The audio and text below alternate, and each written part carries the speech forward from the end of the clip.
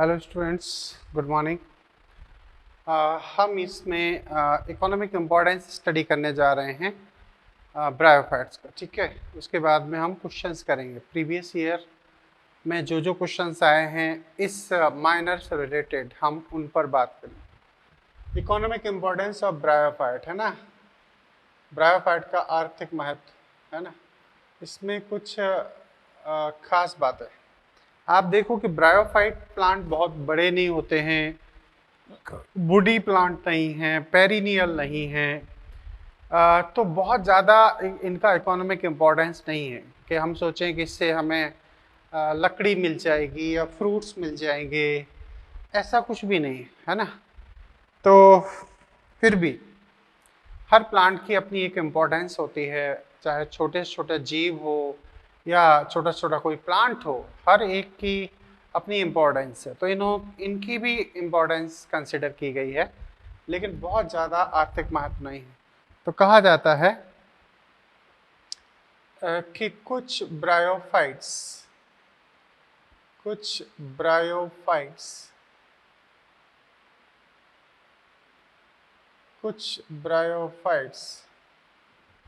पक्षी, छोटे स्तनधारी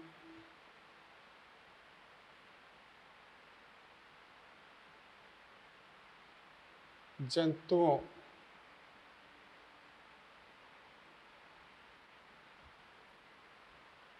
आदि को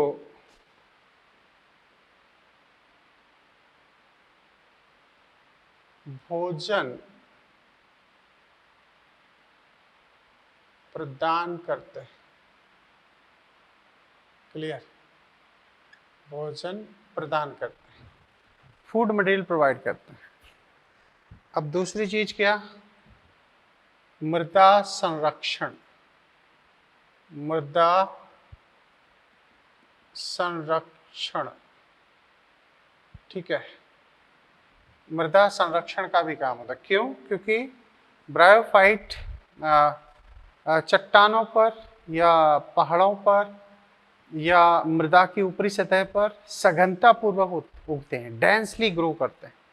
और इसीलिए जिस मिट्टी की अपर सरफेस पर प्लांटेशन होती है, प्लांट्स होते हैं, तो उसे हवा और पानी जल्दी से उसका क्षरण नहीं कर सकती, उसे काट नहीं सकती है, मृदा क्षरण को रोका जाता है।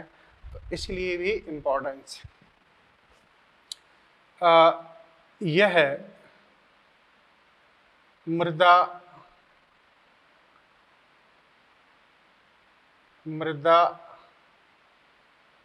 की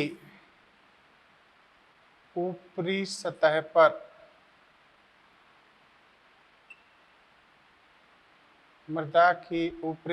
पर सघनता पूर्वक उगते हैं।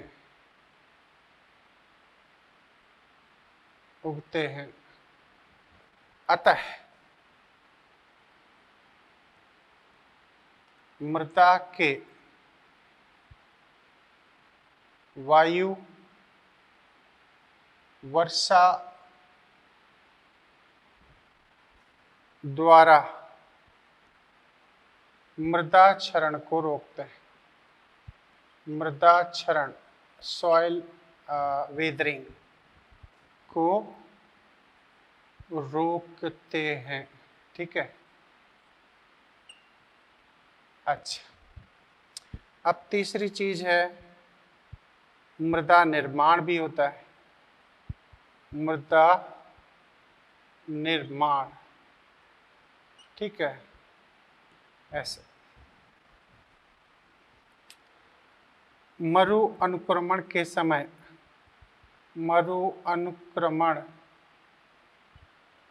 चट्टानों पर जो प्लांटेशन शुरू होती है उसे मरु अनुक्रमण कहते हैं। के समय लाइकेन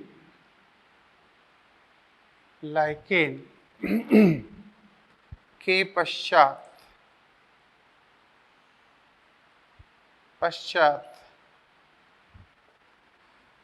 चट्टानों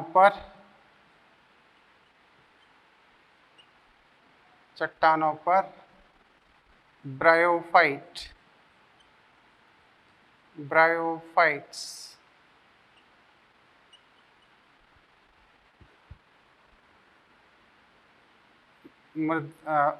वृद्धि करते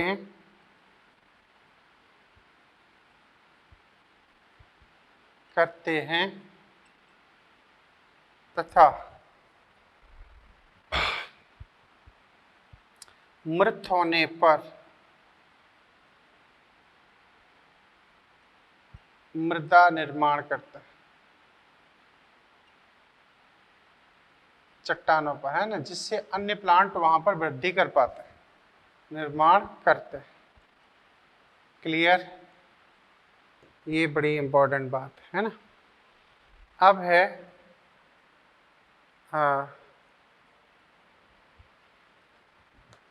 जीवित पौधों को स्थानांतरण में उपयोग।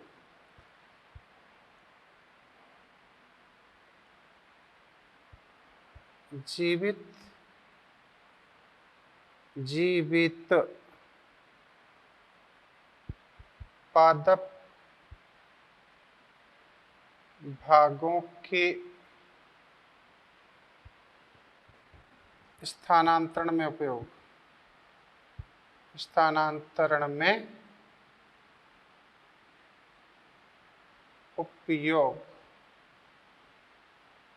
है ना।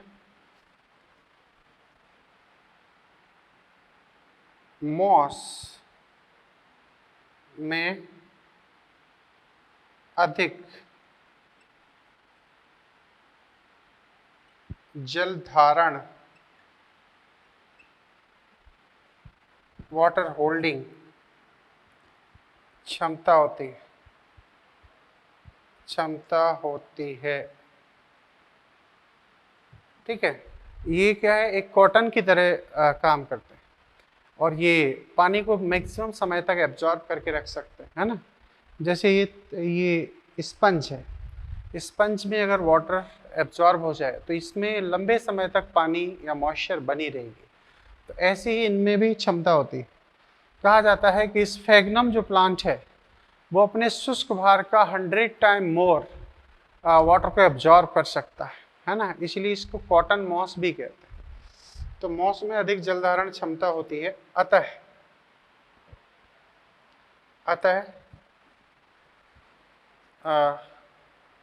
पुष्पों की पैकिंग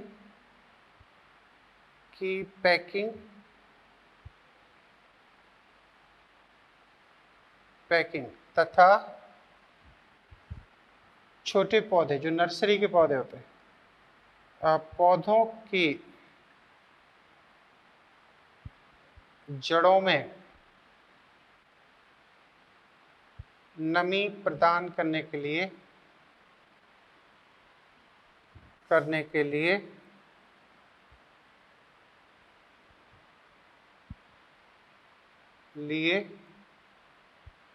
उपयोग करते हैं। ठीक है, ऐसे उसके स्थानांतरण के समय मॉइस्चर इनको द्वारा प्रदान की जाती है। स्फेगनम को कॉटन मॉस भी कहा जाता है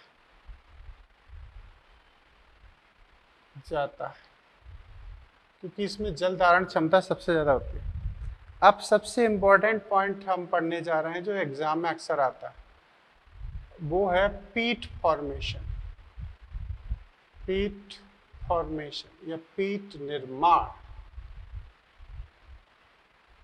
ये इसमें सबसे इम्पोर्टेंट पॉइंट है, पीट फॉर्मेशन। पीट क्या है? आपने सुना होगा कि पीट एक प्रकार का लोअर ग्रेड क्वालिटी का एक कोयले का प्रकार है। कोयला, इसे जलाने में उपयोग करते हैं। इसे हम फॉसिल फ्यूल के नाम से भी जानते हैं। अब कहा यह जाता है कि ब्रायोफाइट, खासतौर से स्फेगनम, स्फेग्नम के द्वारा पीठ का निर्माण होता है। ये होता कैसे है, ये बात समझनी है अपन को। एक्चुअली होता ये है कि जो मॉस हैं वो ज्यादातर हिमालय एरिया में या ठंडी जगहों पर उगते हैं। ये डेंसली उगते हैं, सघनता पूर्वक उगते हैं। फिर क्या होता है, जैसे हिमालय है तो वहां बर्फ भी पड़ती है, और ये ज्यादा हार्ड टिश्यू से नहीं बनी है, सॉफ्ट टिश्यू से बनी। तो जब बर्फ बनती है तो ये बर्फ के नीचे दब जाते हैं, और उस हाई प्रेशर की वजह से इनकी बॉडी कंप्रेस्ड हो जाती है, और उससे जो तरल लिक्विड मिलता है, ग्रीनिश जो सब्सटेंस रिलीज होता है, वो धीरे धीरे छोटे छोटे जो नीचे झील टाइप के होते हैं, तालाब टाइप के होते हैं, उनमें जाके एक्यूमुलेट होता रहता है कई वर्षों तक, जब ये ग्रीन सब्सटेंस वहां एक्यूमुलेट होता रहता है। अच्छा, एक और चीज, वहां चूंकि टेम्परेचर बहुत कम होता है, इस वजह से माइक्रोब्स इसे डिकम्पोज नहीं कर पाते, एसिडिक नेचर का होता है, और उस वजह से ये कई वर्षों तक डिपॉजिट होता है, जमा होता रहता है, और फिर वो झील जब भर जाती है इससे, तो फिर इसे पीट कहते हैं, और इसे वहां से कट करके बाहर निकाला जाता है और फिर जलाने में उपयोग करते हैं। तो इसे हम पीट कहते हैं। कहा जाता है पोलैंड, नीदरलैंड, हॉलैंड, यहाँ पर पीट का लार्ज स्केल पर प्रोडक्शन किया जाता है। ठीक है, तो कह सकते हैं स्फेग्नम को पीट मॉस कहा जाता है,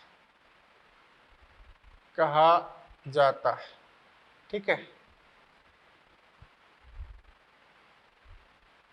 यह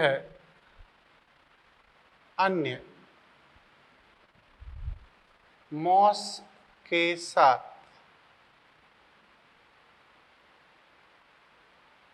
आंशिक अपघटित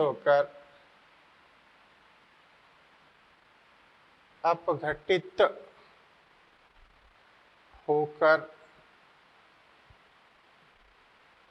लंबे समय बाद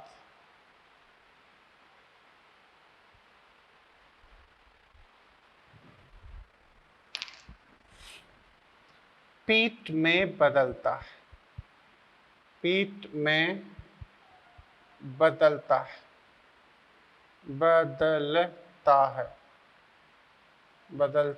है, जिसे लोअर ग्रेड कोयला माना जाता है।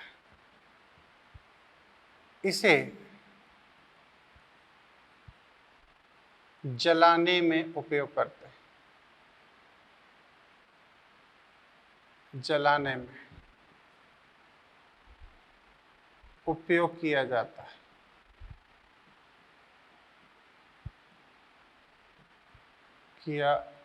है।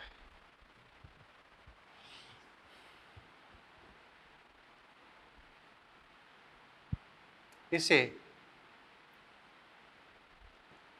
निम्न गुणवत्ता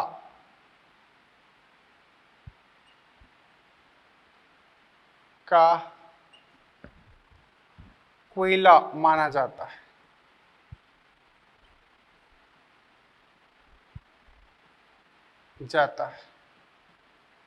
क्लियर? तो इसे हम पीट कहते हैं। हिमालय आदि एरियाओं में ये बहुतायत में पाया जाता है। पीट मॉस हो गया, है ना। अच्छा, ब्रायोफाइट के द्वारा ही यहाँ पर फिर से एक इंपॉर्टेंट चीज यहीं पर पढ़ लेते हैं। ग्रेट इकोलॉजिकल इंपॉर्टेंस, अगर ये आ जाए तो सबसे पहले आप इसे आंसर बनाएं। सोचो, ब्रायोफाइट एम्फीबियन प्लांट, अगर इन्होंने अडेप्टेशन नहीं किया होता, मॉडिफिकेशन नहीं किया होता और ये पृथ्वी पर नहीं आए होते, तो फिर पृथ्वी पर जो वनस्पति है वो विकसित नहीं होती, और पृथ्वी पर अगर वनस्पति विकसित नहीं होती तो आज का जो स्वरूप है जीवों का वो भी संभव नहीं होता, हम लोग भी संभव नहीं होते। क्योंकि पृथ्वी का जो विकास है वो कहीं ना कहीं ब्रायोफाइट की वजह से ही है ना। इन्होंने अपना घर छोड़ा, क्योंकि प्लांट का ओरिजिन कहाँ है, पानी के अंदर। पानी से ये बाहर आए और स्थल पर रहना स्टार्ट किया। जैसे मछलियाँ हैं, वो पानी में रहती हैं। मछलियाँ से डेवलप हुए हैं एम्फीबियंस। एम्फीबियंस सबसे पहले दोनों जगह रहना स्टार्ट किया उन्होंने, स्थल पर भी रहे और पानी में भी रहे।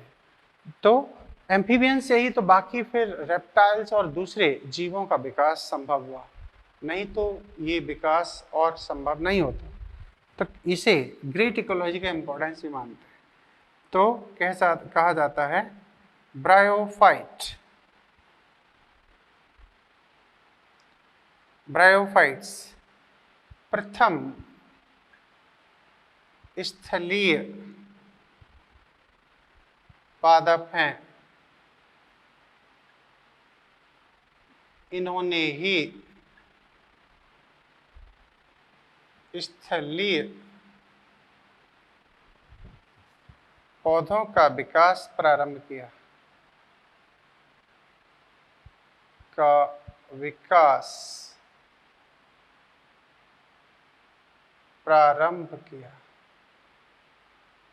समझे? तो इनको ग्रेट इकोलॉजी का इम्पोर्टेंस है। इन्होंने ही स्थलीय जो वनस्पति है वहाँ आए और फिर इन्होंने कॉलोनी बनाना स्टार्ट किया और फिर वहीं पर आके कहीं ना कहीं ग्रेट इम्पोर्टेंस शो किया। ठीक है जी। तो ये कुछ अच्छा, एक और चीज़ याद रखना, जैसे कटिंग बडिंग लेयरिंग होती है, कर्तन सुनी होगी, है ना। तो उसको लेयरिंग करते समय मिट्टी के साथ में मॉस प्लांट भी लगा देते हैं, क्योंकि इनमें जल धारण क्षमता ज़्यादा है। तो जो कटे हुए हिस्से हैं जिस पर मिट्टी लगाई जाती है, तो फिर वो प्लांट आपस में जुड़ जाता है ना। तो कह सकते हैं कायिक प्रवर्धन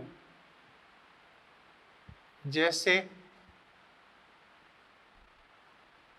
कर्तन, कटिंग, गूटी लगाते हैं, है ना, अध्यारोपण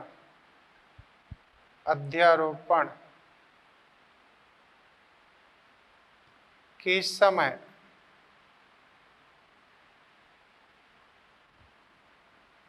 इन्हें मृदा के साथ उपयोग किया जाता है,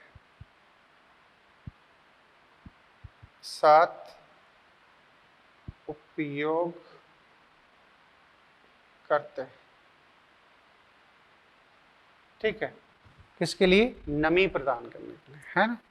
तो ये कुछ इम्पोर्टेंस है।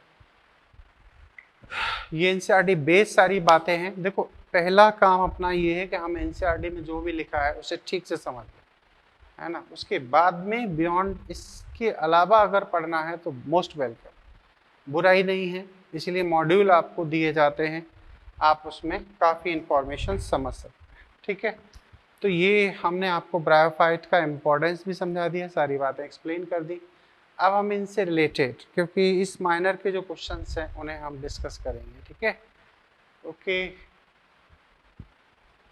तो अब हम माइनर के क्वेश्चंस डिस्कस करने जा रहे हैं। स्टेज 4 हम लोग डिस्कस करेंगे।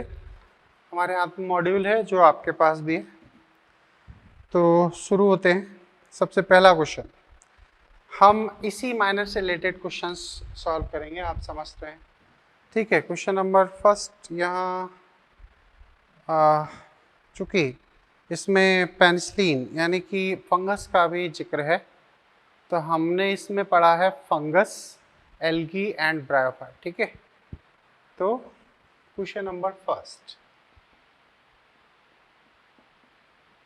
फर्स्ट में लिखा है कि निम्न में से कौन माइकोप्लाज्मा के लिए गलत कथन है? तो दे कॉजेज डिसीज इन प्लांट, सही है। बंची टॉप ऑफ पपाया, ये इससे डिसीज हुई थी। They also called PPLO, pleuropneumonia like organism, बिल्कुल सही। दे आर प्लियोमॉर्फिक, प्लियोमॉर्फिक का मतलब है कि ये माइकोप्लाज्मा अपनी आकृति बदल लेते हैं। और फिर इसमें they are sensitive to penicillin, ये गलत था, ये हमने पिछली बार भी डिस्कस किया था। चूँकि पेंसिलिन का कनेक्शन है इसलिए मैंने एक बार फिर से डिस्कस किया है। इसका फोर्थ आंसर होगा, ठीक है, फोर्थ इज राइट आंसर। अब इसमें हम सीधे 6 क्वेश्चन पर जाते हैं। तो क्वेश्चन नंबर है अपने पास 6। अब 6th में जाएं तो which pair of the following belong the basidiomycetes, निम्न में से कौन बेसिडोमाइसिटीज से संबंधित है। क्लियर, देखें, मॉर्चेला, मॉर्चेला एक्चुअली मशरूम बेसिडोमाइसिटी में आता है, लेकिन मॉर्चेला जो होता है वो ईस्ट में आता है। बर्ड नेस्ट फंचाई, पफ बॉल भी बेसिडोमाइसिटीज के सदस्य हैं। Puff ball and क्लेबिसेप्स actually ascomycetes का सदस्य हो गया। पेसाइजा एक्चुअली एस्कोमाइसिटीज है, ठीक है। तो मॉर्चेला एस्कोमाइसिटी का तो आपका सेकेंड आंसर जाएगा, तो सेकेंड इसका राइट आंसर बनता है। क्लियर, तो ऐसे आपका ये सेकेंड आंसर है। अब हम बात करते हैं अगला question.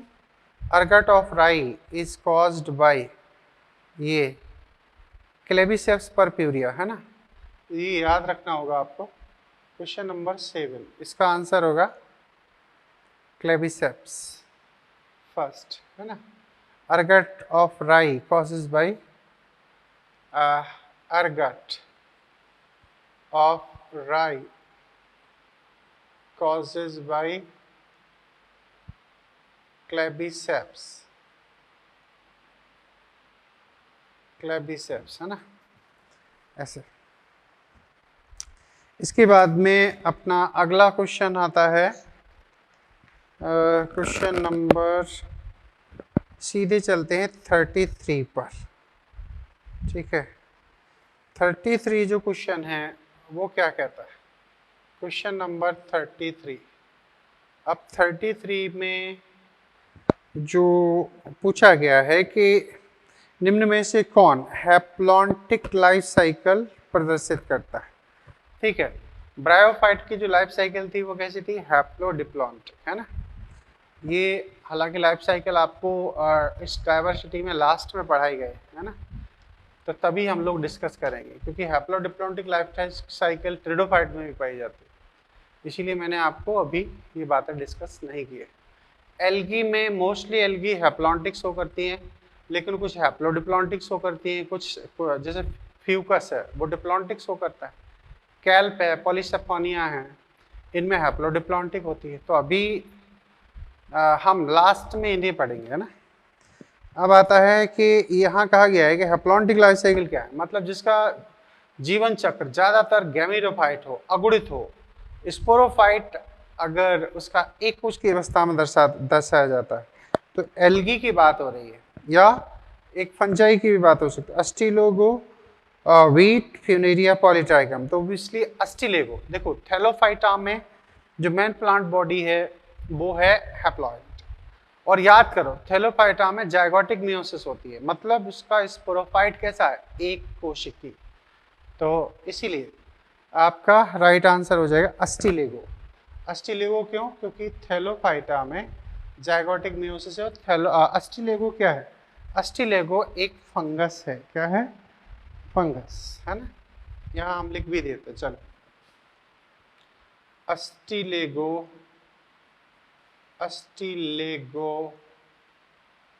represent zygotic meiosis,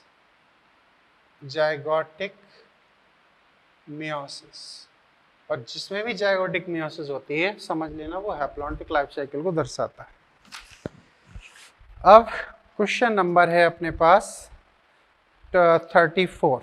mannitol is the stored food in, ये एनसीईआरटी बेस्ड है, तो मैनिटोल किस में पाया जाता है ना, तो वो बात होगी mannitol and laminin starch, brown algae, है ना, तो आपका फ्यूकस हो जाएगा। यस। अब आते हैं क्वेश्चन नंबर आपके 55। An example of endomycorrhiza. Endomycorrhiza ectomycorrhiza हमने बात की है, ठीक है। तो क्वेश्चन नंबर है आपका 45। Is that clear?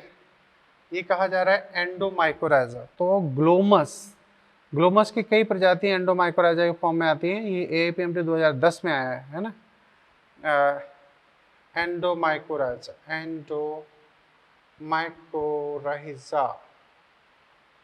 हाँ, स्पीसीज ऑफ ग्लोमस, याद रखना, ये NCERT में भी लिखा हुआ है ना, ग्लोमस। इसके बाद में आते हैं question number black stem rust of wheat causes by. ये black rust of wheat disease कौन करता है? हमने आपको टेबल में लिखाया था, तो वो है पक्सीनिया ग्रेमिनेस। क्वेश्चन नंबर है आपके लिए कौन सा? 46, ठीक है। तो ब्लैक रस्ट ऑफ व्हीट कौन काजेस करेगा? पक्सीनिया, यही आंसर है, ठीक है। तो पक्सीनिया ग्रेमिनेस यानी कि थर्ड इसका राइट आंसर। क्या आंसर है? थर्ड। अब आते हैं क्वेश्चन नंबर, ये आया है AIPMT 2010 में। अब आते हैं क्वेश्चन नंबर है आपके लिए व्हाट 52। Is that clear? तो 52 पर अगर अपन जाएं तो वहां लिखा है आर्किगोनियोफोर प्रेजेंट इन। याद करो पिछले ही लेक्चर में अभी आर्किगोनियम जब अपन पढ़े थे मार्किंसिया, तो डायग्राम आर्किगोनियोफोर एंथ्रिडियोफोर है ना। तो वो चीज इसको कहते हैं स्त्रीधानीधर है, ऐसा कुछ। तो थोड़ा सा इंग्लिश शब्द भी हम समझें तो ठीक रहेगा। तो ये मार्केंसिया हो जाएगा, यानी कि फोर्थ आंसर हो जाएगा। अब आता है क्वेश्चन नंबर 53। ओके, तो क्वेश्चन नंबर 53 क्या कहना चाहता है? Compared with the gametophyte of the bryophyte, the gametophyte of vascular plant tend to be, है ना। कहा जाता है कि जिनमें वेस्कुलर बंडल होते हैं उनके ब्रायोफाइट किस तरीके से प्रेजेंस होते हैं, तो वो वाली बात करी जा रही है। इसमें क्वेश्चन नंबर है 52। 52 में आंसर इन्होंने दे रखा है फोर्थ, मीन्स अपने इसमें। तो 53 में थर्ड है। थर्ड मतलब smaller and have the smaller sex organ. देखो ये बात समझने की है, स्मॉलर सेक्स ऑर्गन। अब एक्चुअली हमने आपको ये बात बताई थी पिछले लेक्चर में कि आर्किगोनियम पाए जाते हैं ब्रायोफाइट, टेरिडोफाइट, जिम्नोस्पर्म। अब याद करो मॉस के अंदर जो एनसीसी की संख्या है वो आपके 8 से 13 तक हो सकती है या 8 से 10 तक मान लेते हैं। लेकिन जैसे ही हम टेरिडोफाइट में जाएंगे तो इसकी संख्या 2 से 4 रह जाती है। तो सेक्स ऑर्गन ओब्वियसली छोटे हो गए, तभी तो एनसीसी की संख्या कम हो गई। और जैसे ही फर्न की ओर जाएंगे तो एनसीसी की संख्या 1 हो जाएगी। तो इसलिए वो छोटे छोटे होते चले जाएंगे, स्मॉलर एंड रिड्यूस फॉर्म में होते चले जाएंगे, ठीक है। ये जिम्नोस्पर्म में और अच्छे से अपन समझेंगे। तो कहने का मतलब स्मॉलर, ये तो थर्ड है इसका आंसर।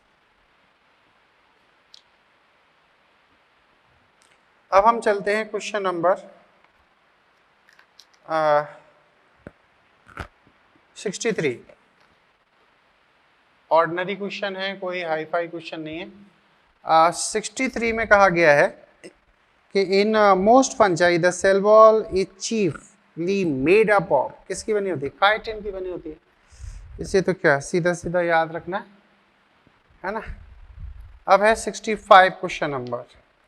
क्वेश्चन नंबर 65 में अगर अपन जाएं तो वहां क्या लिखा है 65 में? 65 ये कहता है कि sporophyte is not an independent generation in. तो ब्रायोफाइट का कैरेक्टर ये है कि इसमें स्पोरोफाइट गैमेटोफाइट पर निर्भर करते हैं। इवन यहाँ तक कहा गया है कि स्पोरोफाइट और bryophyte are partially parasite on gametophyte. Bryophyte में जो स्पोरोफाइट होते हैं वो आंशिक रूप से परजीवी की तरह काम करते हैं और उन्हें गैमेटोफाइट से ही न्यूट्रिशन की आवश्यकता होती है। क्लियर? तो इसमें सीधा सीधा आंसर बनता है कि ब्रायोफाइट इंडिपेंडेंट नहीं है। Sporophyte is not as independent, means dependent. तो आपका फर्स्ट आंसर बन जाएगा। अच्छा जी, अब क्वेश्चन नंबर है आपका 69। हालांकि 69 प्रोकैरियोट में पढ़ा जा चुका है, तो हम इसे अभी नहीं पढ़ते हैं, उसमें न्यूक्लियर मेम्ब्रेन का कंसेप्ट है। अब आता है कि दे इन 5 किंगडम क्लासिफिकेशन क्लेमाइडोमोनास क्लोरेला कहाँ रखे गए, हम स्टडी कर चुके हैं। हम डीप सी की बात कर चुके हैं। 88 क्वेश्चन पर जाएं। Isogamous condition with non flagellated gametes is found in. Non flagellated भी है, आइसोगेमस भी है, मतलब दोनों गैमीट एक जैसे भी हैं और अचल भी हैं। तो ये स्पायरोगायरस का बेस्ट एग्जांपल है। नीट 2013 में ये क्वेश्चन आया है और 88 है ना, ये क्वेश्चन नंबर है 88। विथ डायग्राम हमने बात करी है इस पर, तो अपना आंसर इसमें स्पायरोगायरा जाएगा, मींस 4। फिर आता है कि मोनोशियस प्लांट ऑफ कारा सो अकुरेंस। कारा के 6 ऑर्गेन एल्गी में अपन ने पढ़े हैं। तो अपर कौन था? Antheridium, lower oogonium on same plant, सही है। Upper oogonium, lower antheridium on the same plant, ये गलत हो गया। एंथ्रीडोफोर, ये गलत हो गया। स्टेमन कैंसर, तो पहला ही आंसर सही बन रहा है ना। तो 89 में कुछ आंसर फर्स्ट। अब आता है क्वेश्चन नंबर 98। 98 क्या कहता है? Question number 98, which one of the following fungi contain हेल्यूसिनोजेनिक। तो याद करो, ऐसा अपन ने लिखा था कि अमेंटिया सीजेरी है ना, ये एक्चुअली क्या करता है? अमेंटिया सीजेरी, याद रखना, ये टॉक्सिक सब्सटेंस रिलीज करता है। और टॉक्सिक सब्सटेंस कहा जाता है कि इससे रोम का जो शासक था सीजर, उसकी हत्या की गई थी। इन्हें टोड स्टूल में भी कंसिडर करते हैं, है ना, अमेंटिया टोड स्टूल। तो इसमें आपका आंसर सेकंड हो जाएगा। अब आते हैं क्वेश्चन नंबर 99। 99 वही है, 2014 में फिर से आ गया और वही अपर पार्ट हो गया। A location with luxuriant growth of the lichen on the tree indicate that। अब यहाँ क्वेश्चन नंबर है, ये हम लोगों ने यहाँ पर स्टडी की थी लाइकेन की। लाइकेन की हम स्टडी कर चुके हैं, ओके। और लाइकेन की जो स्टडी की गई है, ए लोकेशन विद द, अगर लाइकेन वहाँ ग्रो कर रहे हैं तो इसका मतलब क्या है? ट्री है।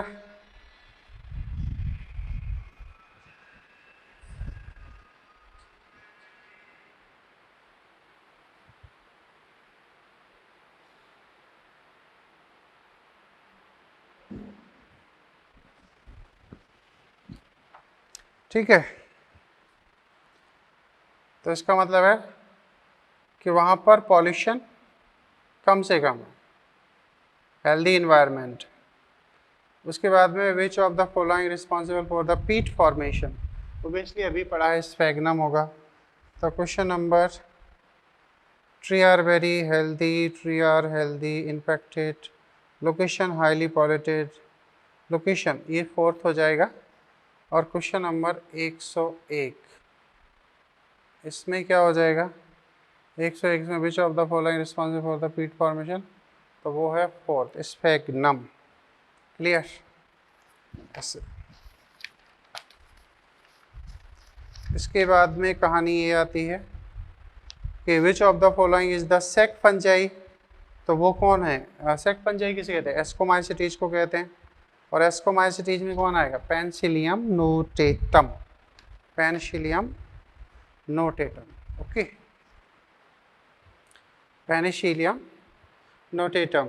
ए सेट बन जाइए। 117 में अपना क्वेश्चन आएगा, आंसर आएगा, क्वेश्चन है 117। 117 में आंसर है आपका फर्स्ट। Is that clear? ऐसे,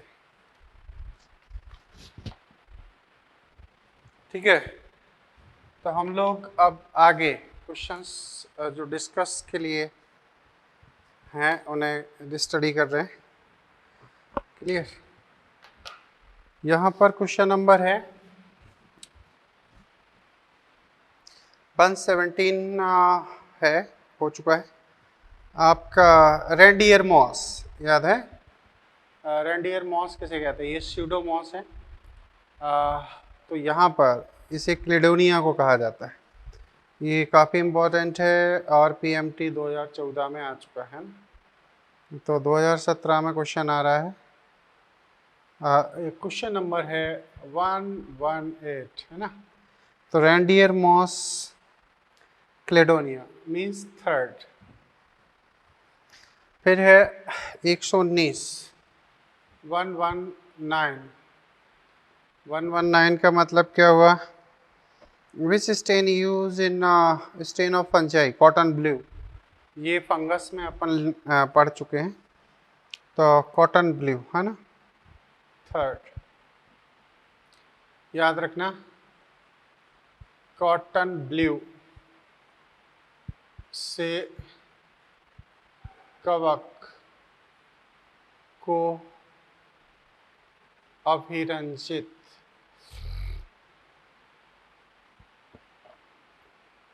करते हैं, अभिरंजित करते हैं, ठीक है? Cotton blue.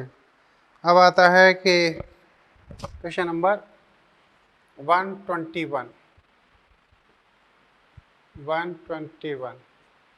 121 में जाएं तो one gene one enzyme theory was first given by Beadle and Tatum. कहाँ की दी थी? तो ये दी थी न्यूरोस्पोरा क्रेसा। हम इस पर बात कर चुके हैं ऑलरेडी। तो न्यूरोस्पोरा क्रेसा मीन्स सेकेंड। अब बात आती है क्वेश्चन नंबर 123, सिंजियोस्पोर। तो सिंजियोस्पोर ये वाउचेरिया में पाया जाता है। ये हमने आपको नहीं बताया। सिंजियोस्पोर फाउंड इन वाउचेरिया। कहाँ? सेकंड। ये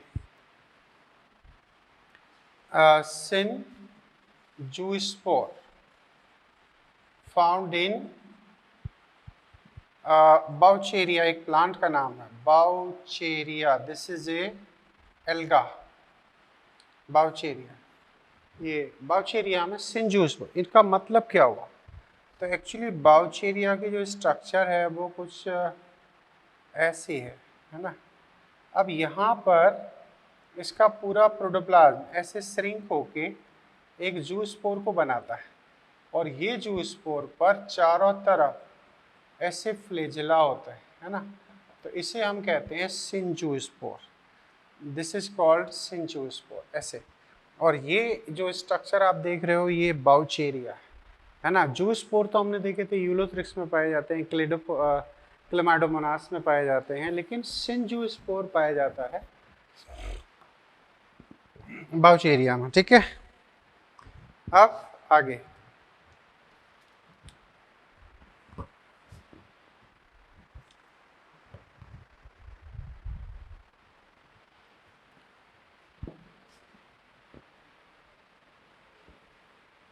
स्टेज 5 की जो स्टडी है वो बताती है कि हम किस ट्रेंड पर कैसे वर्क कर रहे हैं, ठीक है? ये चीज़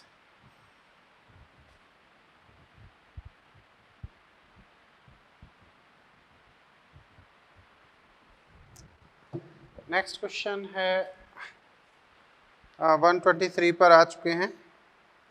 उसके बाद में है 123, then 125। All fungi are heterotrophs. इसमें कोई खास बात नहीं है।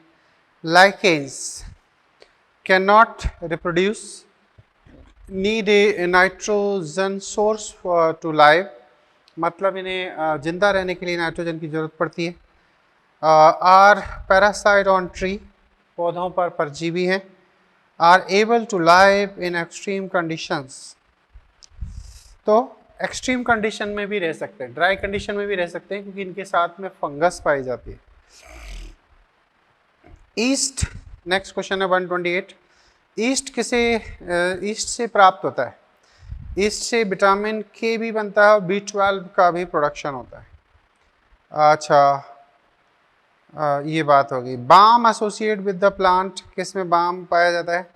बाम का जो एब्जॉर्प्शन, माइकोराइजा का जो कनेक्शन है वो एक्चुअली फॉस्फोरस एब्जॉर्प्शन से है, तो वही इसका आंसर बन रहा है। फिर आता है 131, alternation of generation is exhibit in bryophyte, pteridophyte, gymnosperm, all of the above. RPMT 2014 में क्वेश्चन आया है, तो ऑब्वियसली ब्रायोफाइट में भी होंगे, टेरिडोफाइट में भी होंगे, जिम्नोस्पर्म, ऑल ऑफ दीज में भी होंगे, तो ऑल ऑफ दीज आंसर इसका बनेगा। फिर आता है कि spore mother cell in bryophyte are diploid, कैसे होते हैं? Diploid. Spore mother cell diploid होते हैं क्योंकि स्पोरोफाइट का टिश्यू है और इसीलिए वो डिप्लॉयड कंडीशन को रिप्रेजेंट करता है। Spore mother cell in bryophyte are diploid, ठीक है। मतलब 134 में आंसर क्या होगा आपका? Second. 134 right answer is second. अब आगे जो क्वेश्चन है वो कुछ ऐसे हैं। 147 में इस से रिलेटेड क्वेश्चन है, which one is a wrong statement. Wrong statement क्या है? Brown algae have chlorophyll a and c and fucoxanthin, बिल्कुल सही। Archegonia are found in bryophyte, pteridophyte, gymnosperm, बिल्कुल सही। म्यूकर हैज बाइफ्लैजिलेटेड जूस्पोर, है ना, तो म्यूकर में एप्लेनोस्पोर्स बनते हैं, जूस्पोर नहीं बनते, तो थर्ड रॉन्ग हो जाएगा। तो 1 कौन सा क्वेश्चन है? 147 क्वेश्चन है आपका 147, और 147 में आंसर जो गलत बन रहा है वो है थर्ड, ठीक है। ऐसे अब आता है क्वेश्चन 148। 148 में बात करें तो चूज द रॉन्ग स्टेटमेंट, है ना। तो ये ईस्ट यूनिसेलुलर है, ऐसे unicellular and useful in fermentation, ठीक है। Penicillin is multicellular and produce antibiotic, ठीक है। Neurospora used in study of biochemical generator, सही है। Morels and truffles are poisonous, नहीं, खाने लायक है, तो फोर्थ आंसर हो जाएगा, है ना। In which group of organism the cell wall form two thin overlapping cell, so box like, है ना, तो वो होंगे आपके क्राइसोफाइट्स, क्योंकि क्राइसोफाइट्स के अंदर हम इंक्लूड करते हैं desmids and diatoms. Second question है 149 क्वेश्चन है और आंसर है इसका second, okay. Next life cycle Ectocarpus and Fucus, ये अभी अपन ने पढ़ा नहीं है। एक्टोकार्पस में तो हैप्लोडिप्लॉन्टिक होती है और फ्यूकस में डिप्लॉन्टिक होती है, तो इसका आंसर आपका हो जाएगा सेकंड। क्वेश्चन है 163 आंसर सेकंड, है ना। तो एक्टोकार्पस में हैप्लोडिप्लॉन्टिक, ऐसे। 171 after karyokinesis following the meiosis spores are produce exogenously. Exogenous spores कहाँ बनते हैं? एगेरिकस में, Agaricus is a member of basidiomycetes, Saccharomyces is a member of ascomycetes, Alternaria, Neurospora endo, तो एगेरिकस आंसर होगा। Agaricus यानी कि basidiomycetes में ही एक्सोजीनस बनते हैं। 171 answer, right answer is 1, okay. इसमें ये क्वेश्चंस थे जो हमने स्टडी किए, यानी कि ये वो ट्रेंड है जो शो करता है कि हाँ हम जो स्टडी कर रहे हैं एक्चुअली वो सही है, क्योंकि इसी ट्रैक पर क्वेश्चंस बन रहे हैं, है ना। बेसिक स्टडी में जो सबसे इनिशियल स्टडी होती है, हमें यहीं से अपनी बिल्डिंग को बिल्डअप करना होता है। तो यहीं से हमारा टॉपिक आगे कंटिन्यू होता है, बढ़ता है।